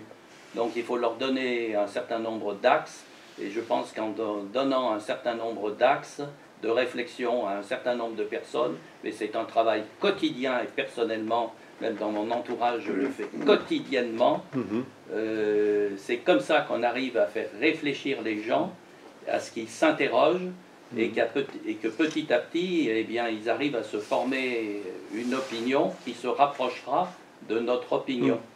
C'est pour ça que Georges. dans notre pays, comment dire, l'enseignement d'histoire est souvent une cause de débat, hein, encore aujourd'hui, au collège, au lycée, etc. Hein. Ludovic? Bonsoir, j'avais une remarque parce qu'en fait, je trouve qu'il y a un nouveau problème qui se crée, c'est qu'on a toute une jeunesse militante de droite qui tombe dans un discours européiste, mais européiste identitaire. Et j'en vois beaucoup autour de moi, et ils butent totalement sur... Oui, là, bon, ils ne sont pas vraiment Union européenne qu'on file, on va dire, mais ils considèrent, vu qu'il y a une partie des Français qui ont fait sécession, bref, vous voyez ce que je veux dire, qu'ils se sentent plus proches des autres pays européens. Ils disent il faut en gros une union des Européens contre l'islam, en gros c'est un peu ça l'idée. Et il y a aussi le discours qui est de dire si j'habite à la frontière en France, mais proche de la frontière allemande, je suis plus proche d'un Allemand que d'un Breton. Et donc on a ce discours déconstructiviste de beaucoup de jeunes militants à droite qui m'inquiète énormément. Et ça gagne du terrain. Le discours identitaire, c'est vrai, c'est une menace. C'est la dislocation du pays. Ça va être une menace, le discours identitaire. Mais et fichent eux de façon positive en termes impérial. Oui, ils ont le regret d'une sorte d'empire romain germanique. Voilà, et la défense de la notion d'empire dans cette droite identitaire est très forte. D'ailleurs, j'ai commencé là-dessus, mais voilà, la France, sa particularité a toujours été de s'opposer à cette notion d'empire. Et ces identitaires, qui sont européens, effectivement, européens, je ne sais pas comment dire, pas d'Union européenne, mais qui ne sont pas mondialistes, mais effectivement, ils sont dans cette logique impériale. Et ethniciste. Ethniciste. Oui, tout à l'heure, vous avez parlé de l'élargissement de l'Union européenne. Oui. Et justement, je voudrais faire une remarque sur une différence de potentiel entre de futurs adhérents à l'Union européenne et la France. L'État français n'est plus, si j'ai bien compris, l'État français n'est plus le représentant du peuple français. Mais si l'Union européenne s'élargit à Israël, Israël, depuis 2 ou 3 ans, s'est défini comme l'État du peuple juif. Donc, à ce moment-là, dans l'Union européenne, il y aura des États qui ne représenteront plus leur peuple et d'autres États qui vont représenter leur peuple. Et là, il y a une différence de potentiel qui me paraît assez explosive. Je ne pense pas qu'Israël adhérera à l'Union européenne. Besoin.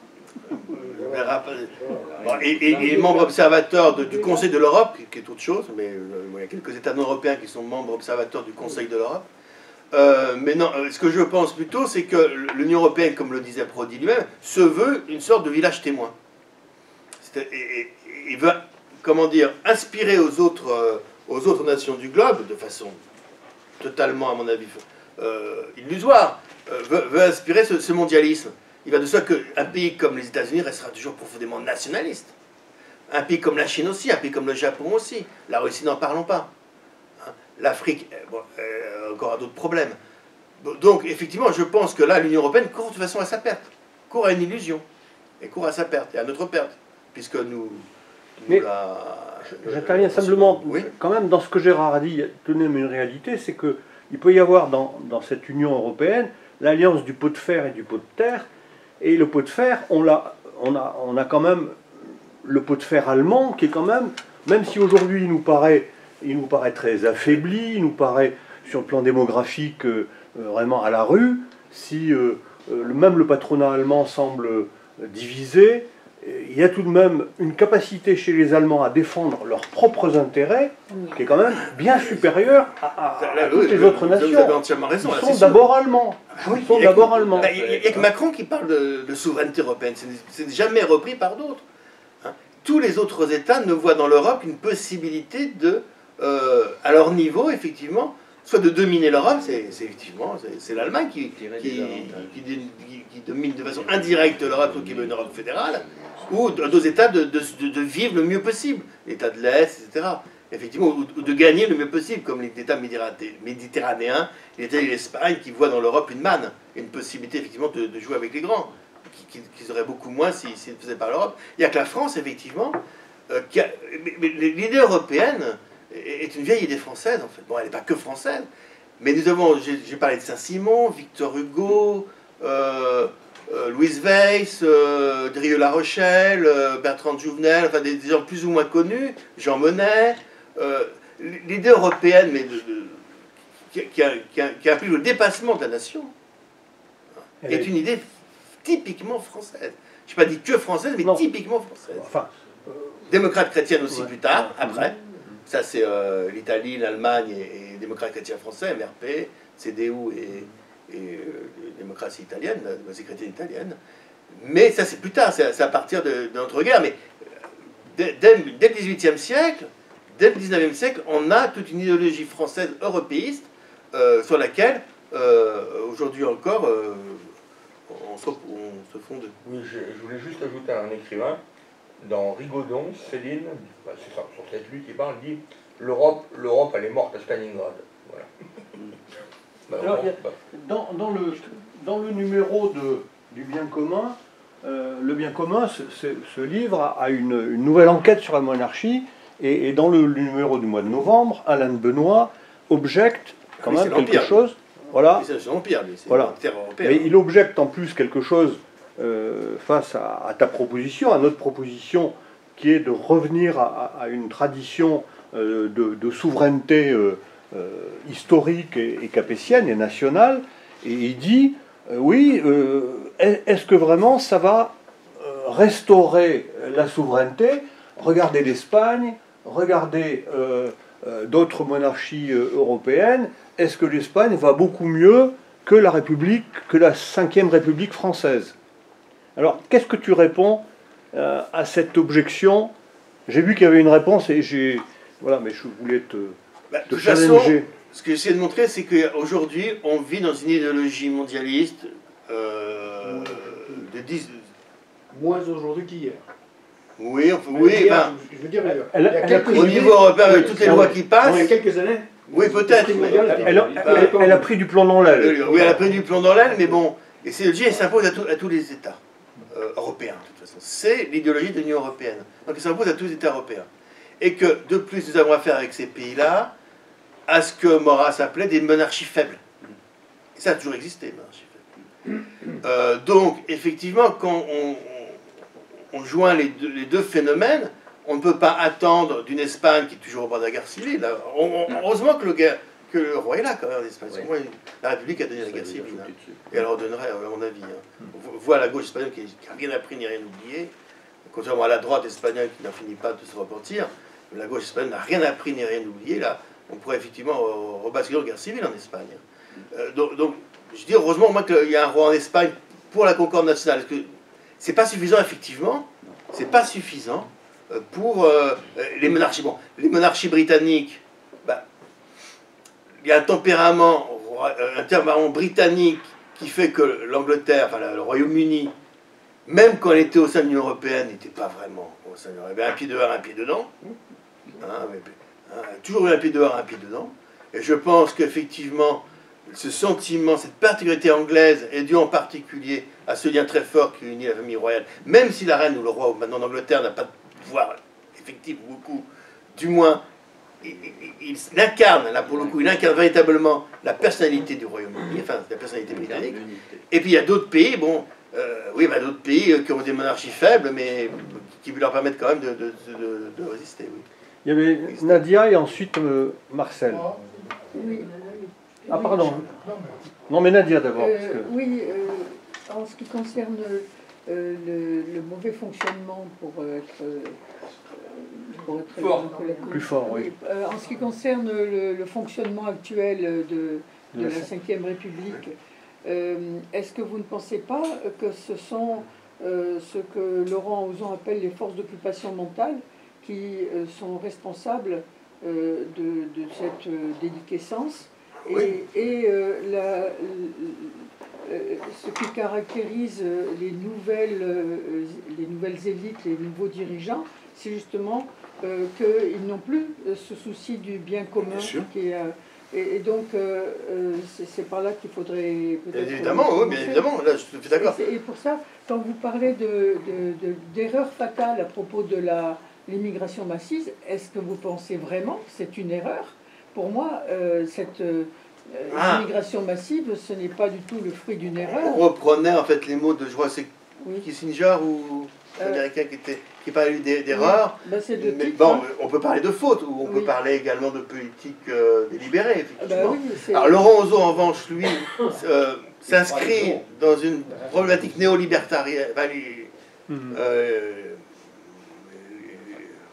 un peu américaine, hein, de vouloir dissolution d'État, qui n'est pas du tout la nôtre. Mais sinon, son diagnostic... De la formule. Sinon, son diagnostic est tout à fait juste. Oui.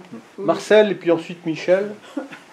Marcel? Oui, il y a un élément fondamental, qui a un rapport avec l'immigration d'ailleurs, c'est quand même quelque chose qui risque de remettre tout le monde d'accord, c'est la progression de l'islamisme galopant.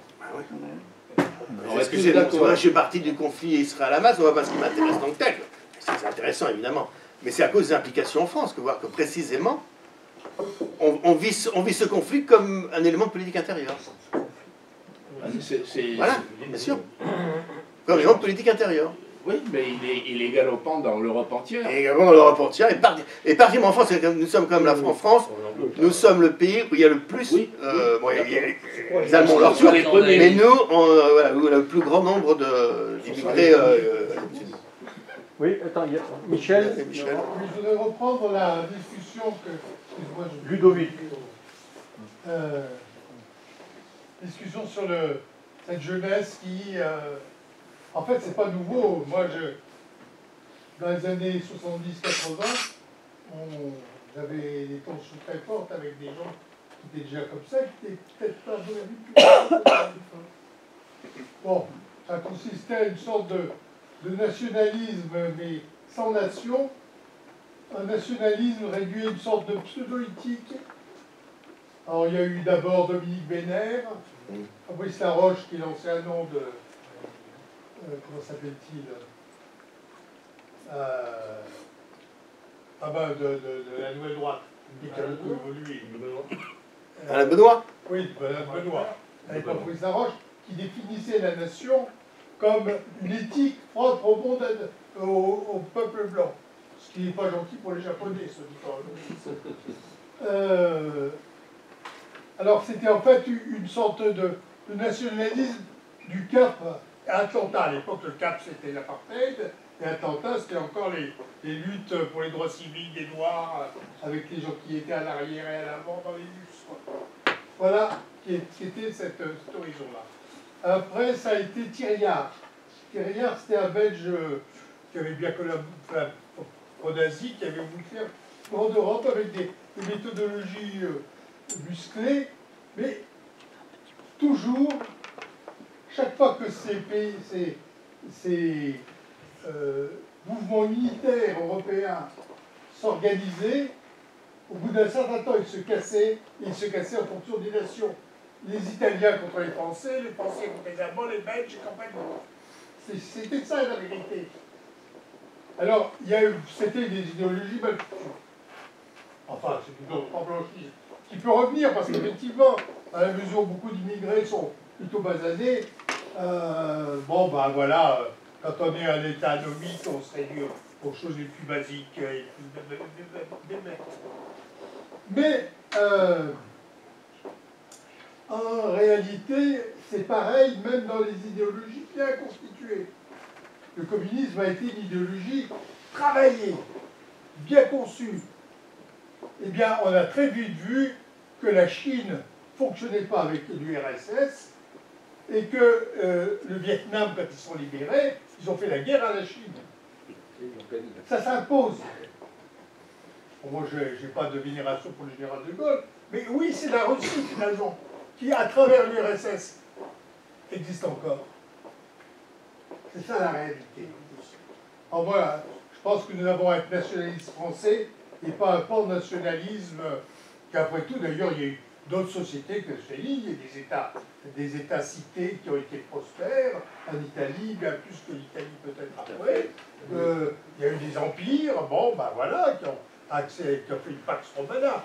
Mais pour nous, eh bien, nous devons défendre cette réalité qui est notre nation et qui peut être une exception. Les nations, ce n'est pas quelque chose qui est universel, de type chacun doit sa tradition, parce qu'il y a un territoire pouvant couper d'ailleurs au cordeau dans des traités internationaux qui font rien du tout, qui ne représentent rien. Mais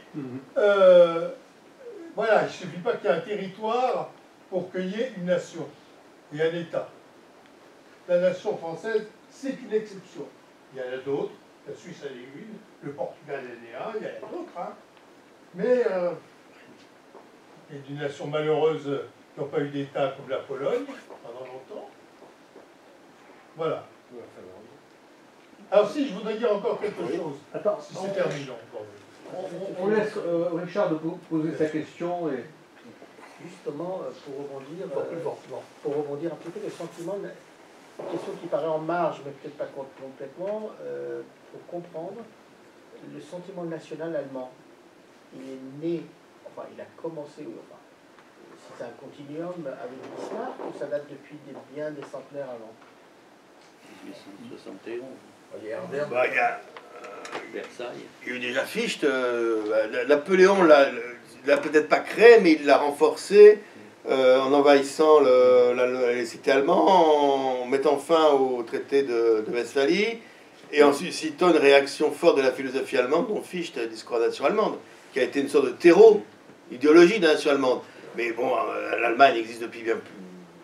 Voilà, bien avant. Et avec toujours quand même une propension à une certaine conception européenne, parce que jusque dans le nazisme, ça existait.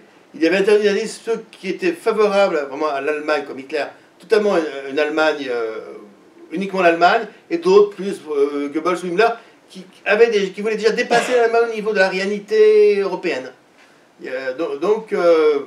Voilà, donc, moi je suis pas spécialiste du nationalisme allemand, hein, donc je n'irai pas plus loin. Tu voulais compléter ton intervention. En fait, ça je recèle. On peut avoir un attachement à son peuple et à cette terre qui ont été faits par un État qui est caractéristique de la France, hein, alors qu'il y a d'autres États où les peuples précèdent l'État. On peut y être attaché sans professer une idéologie. Richelieu pouvait faire la guerre aux protestants en France pour maintenir l'unité de la patrie et protéger les protestants du nord de l'Europe pour s'opposer à la maison des Habsbourg. Actuellement, nous ne pouvons pas. C'est-à-dire, nous ne pouvons pas dire nous ne voulons pas que les musulmans en France soutiennent la Palestine et pas des troubles, et nous pouvons avoir une politique arabe harmonieuse, en tout cas pas partisane tout de suite pour Israël, parce que c'est l'intérêt de la France. Là c'est difficile, notre régime nous l'interdit, parce que le poids des lobbies est trop fort. Françoise et ensuite Michel. Il faut bien toujours garder à l'esprit, je pense, que nous sommes manipulés par les mots. Par exemple, pour être fort, il me semble qu'il faut faire partie d'une communauté, vous voyez, communauté familiale, sociale. Or, on transforme ça en mot communautarisme. Donc, c'est pas ça, c'est vraiment, surtout pas. Donc, on tend enfin, par toutes ces manipulations, on tend à réduire l'être humain. Donc, essayons de ne plus faire partie de communauté, mais à l'image de la boule de flipper qui va dans un sens, dans l'autre, selon les modes. Donc l'individu tout seul, déraciné, on peut le manipuler tant qu'on veut. Oui, appartenir à des communautés, tout à fait légitime. On ne peut pas ne pas appartenir à des communautés. on essaye de... que familiale, professionnelle, associative, syndicale, on ne peut pas ne pas appartenir. Oui, je voulais revenir sur la problématique de l'unité allemande. L'unité allemande, elle est issue de la guerre de 1870, hein, quand le roi de Prusse a fait l'unité allemande dans la Galerie des Glaces à Versailles. Napoléon Ier a un peu, au travers des actions qu'il a eues, poussé à cette unité allemande, alors que la politique des rois de France a toujours été la division des États allemands.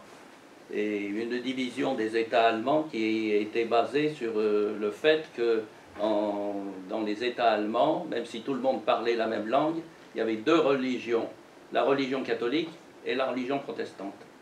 Et c'est ainsi qu'en France, les rois de France ont eu pendant longtemps des régiments allemands, comme on a eu des régiments irlandais et des régiments écossais, et des Suisses.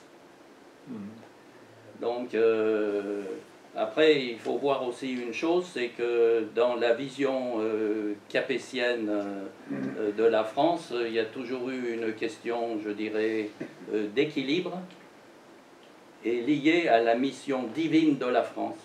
Parce qu'il faut quand même que vous soyez persuadés de ce fait. Pourquoi est-ce que la France est tant attaquée par tout le monde depuis des décennies, voire des siècles? C'est lié un peu à cette suprématie qu'a eu la France depuis les origines, de par la constitution du royaume de France. Et si actuellement on veut absolument la faire disparaître, c'est à cause de ça, mais à mon sens, de toute façon, ils n'y arriveront pas, parce que la France, elle survivra toujours par rapport à l'adversité, comme elle a toujours survécu face à l'adversité. Et reprenez par exemple ce que pouvait dire le maréchal Hindenburg suite à la guerre de 14-18, hein, le maréchal Hindenburg, qui était un luthérien, tenez-vous bien, dans son bureau, il avait une statue de la Vierge.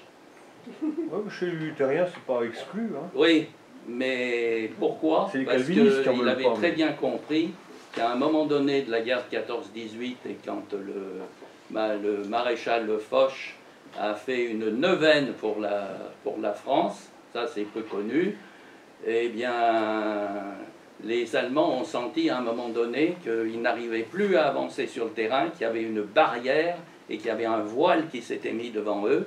Et ce voile a été créé par les prières à la Sainte Vierge. Voilà. Oui. Une autre question, est-ce qu'on pourrait donner un petit peu les têtes de chapitre au plus d'ailleurs, de ce mythe, enfin quand on voit cette profondeur, cette complexité, cette histoire, comme vous l'avez dit, millénaire de la France, comment, par quel mécanisme il y a eu cette anesthésie, à quel moment ça a pu s'instiller, et qui et comment ça a été incarné quand même. Moi, ça me dépasse un peu l'entendement.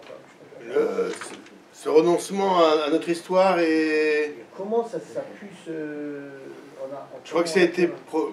Déjà, il y a le remplacement par la Révolution française, de la France par la République. Et ça, c'est quelque chose qui s'est fait progressivement, si bien qu'aujourd'hui, vous entendrez peu les hommes politiques invoquer la France et davantage invoquer la République, d'ailleurs. On parlera à peine de République française, mais surtout la République, qui suffit à nous définir. Il y a même des hommes politiques, à LFI, qui se désintéressent totalement de l'histoire de France avant 1789. Pour eux, c'est pas la France. Pour eux, la France, c'est la République. Mais ça s'est fait, à mon avis, progressivement, ça, parce que, bon, tous, moi, de ma génération, j'ai appris l'histoire de France. Hein.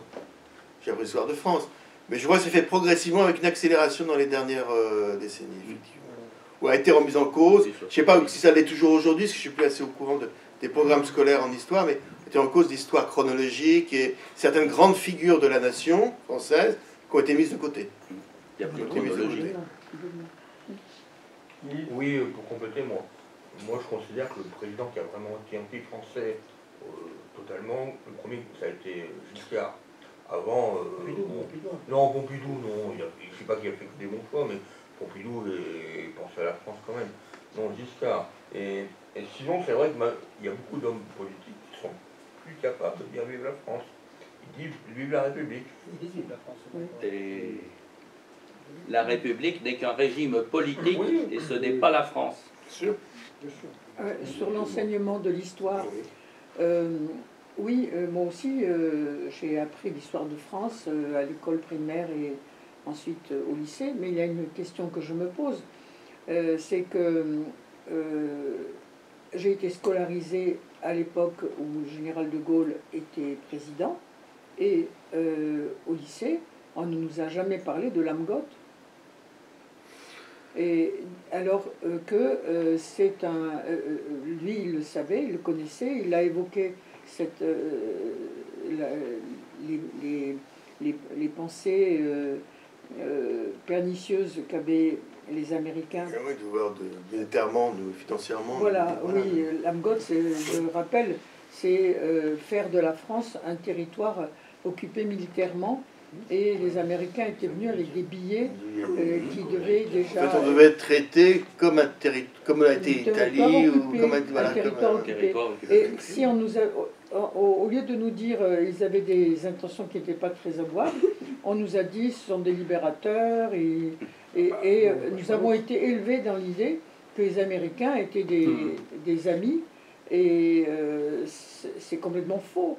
Ils n'ont pas cessé de contrecarrer l'économie française par tous les moyens. Moi, je me souviens du Concorde, depuis le Concorde qui a été coulé.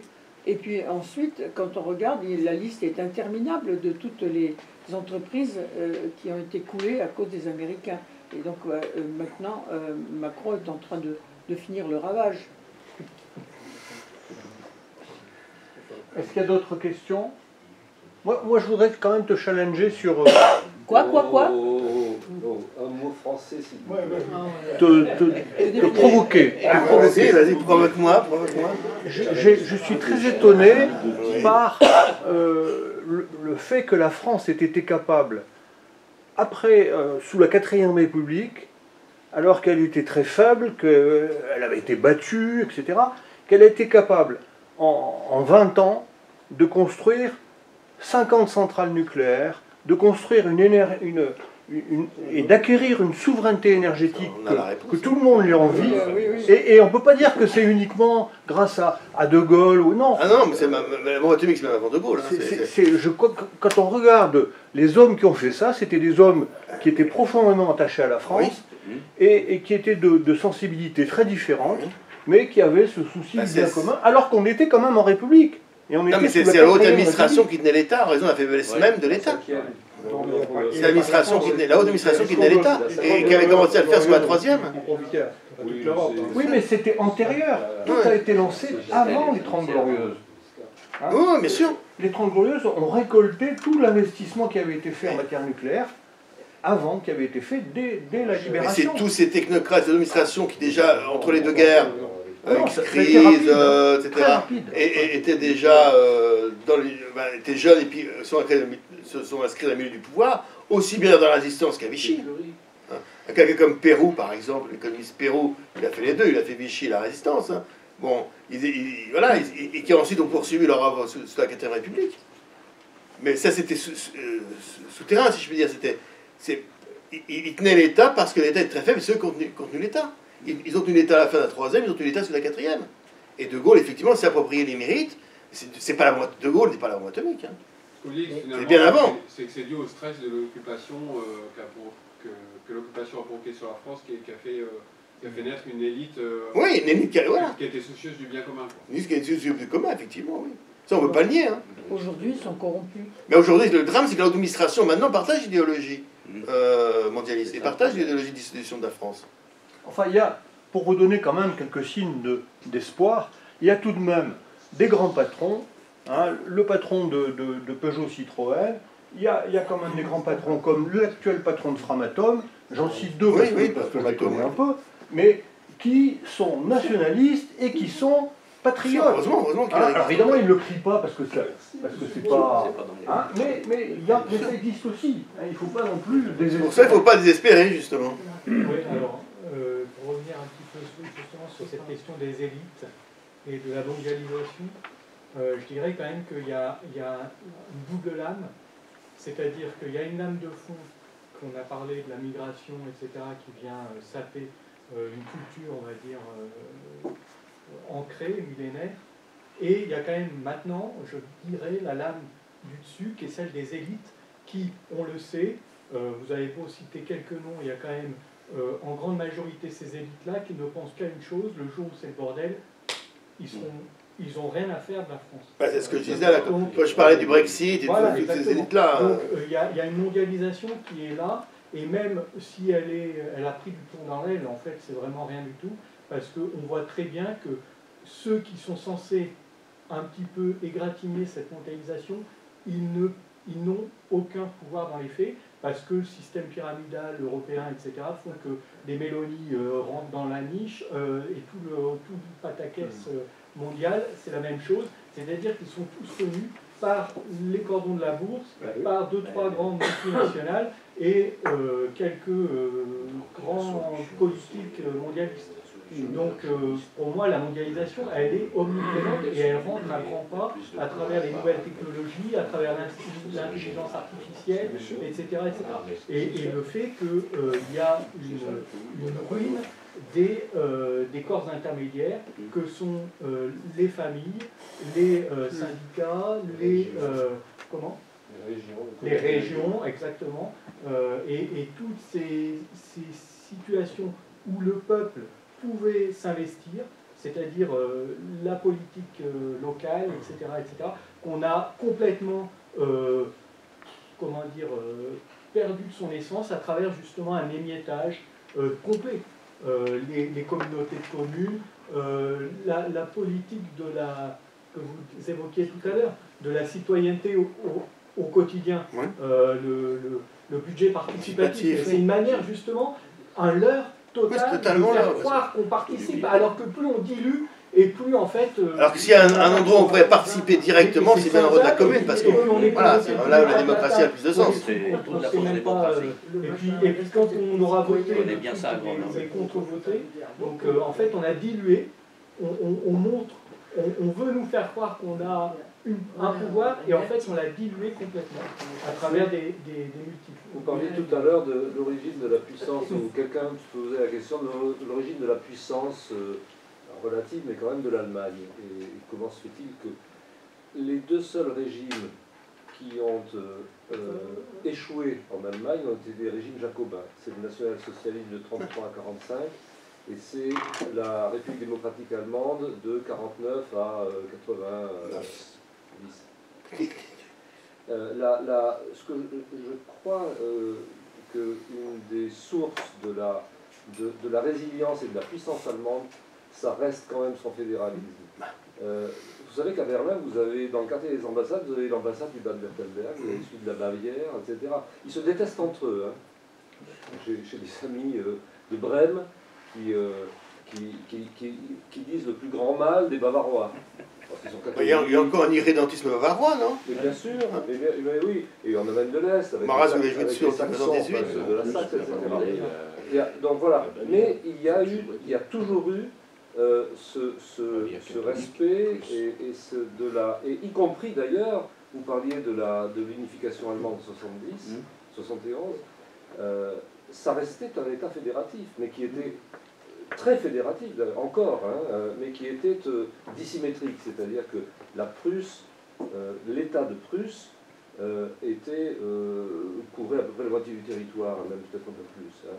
Mais vous aviez quand même encore des micro-États qui demeuraient, la Lippe par exemple, ou bien, et puis la Bavière était puissante. Vous savez que la Bavière, chaque roi et prince ont abdiqué en 1918. Oui.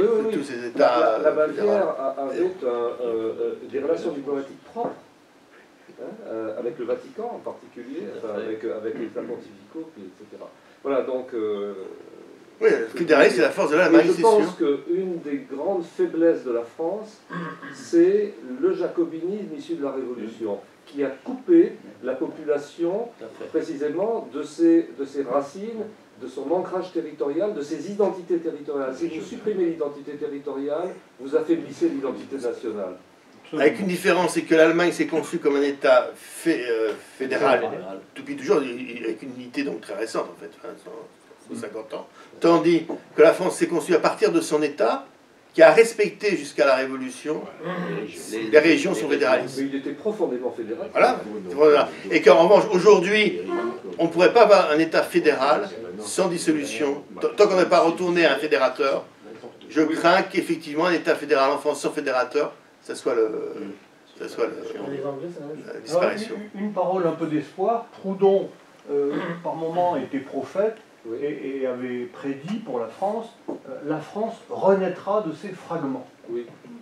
C'est-à-dire qu'effectivement, si elle accepte de repartir de zones à défendre, puisque les écologistes nous parlent de zones à défendre, et bien, si nous, les nationaux, nous défendons des territoires, nous leur redonnons vie, et bien, ça sera des bases de départ pour la restauration de la souveraineté et de la citoyenneté.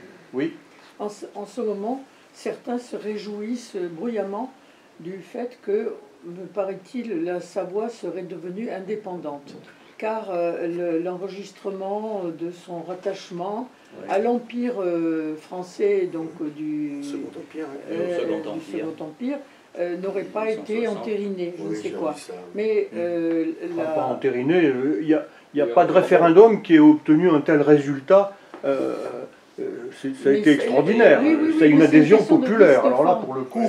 C'est une question de vice de forme et les documents n'auraient pas été ratifiés. Voilà. Mais bon, c'est juste pour dire que certains s'en réjouissent follement et ils ne se rendent pas compte qu'en vérité, c'est un projet des mondialistes qui est de faire exploser tous les États-nations de cette façon, et une fois que si les Savoyards qui veulent les Savoisiens, je ne sais pas quoi, obtenaient leur indépendance, ça veut dire les Corses, les Bretons, les Basques et je ne sais qui demanderaient aussi et s'en serait fini du territoire. Vous savez que le FEDER, qui est un budget européen, cofinance, en tout cas avec les États, avec les régions aussi, des projets d'infrastructures interrégionaux, entre régions, voisines, départements, en particulier en Alsace. Mais c'est le cas en particulier en Alsace, c'est le cas en particulier aussi justement entre la Savoie, enfin Auvergne-Rhône-Alpes, et la Suisse, et le canton du Valais, en ce moment d'ailleurs, pour une infrastructure binationale qui est en fait conçue comme birégionale. Et en fait, comme nous sommes contributeurs nets au budget européen, c'est nous qui finançons. Quand on parle d'argent européen, c'est le nôtre en fait. Voilà, allez, encore une question, parce qu'il a... Voilà, et ensuite on pourra continuer les échanges autour de ce petit buffet. Deux petites questions courtes. Monsieur a évoqué tout à l'heure furtivement ce qu'il a dit. Monsieur a évoqué tout à l'heure furtivement l'intelligence artificielle. J'ai comme l'impression que tout ce mécanisme-là, l'idée comme ça, l'impression tout ce mécanisme qui est, comment dire, délétère, en fait, qui s'est mis en place, il y a pas mal d'outils. Et l'outil d'intelligence artificielle, si on n'y prend pas garde, j'ai bien peur que ça donne une accélération exponentielle, autant constructrice que destructrice, si on n'y prend pas garde. Là, je n'ai pas d'avis éclairé sur le sujet, il faudrait trouver quelqu'un qui connaît bien le sujet, qui vienne le traiter devant nous, là, un autre sujet. Ça serait intéressant. Oui, c'est sûr. Voilà. C'est attristant. Hein. Parce que moi, je vois dans ma propre famille la destruction nette des voilà. Oui, les gens, ça fait ses cols.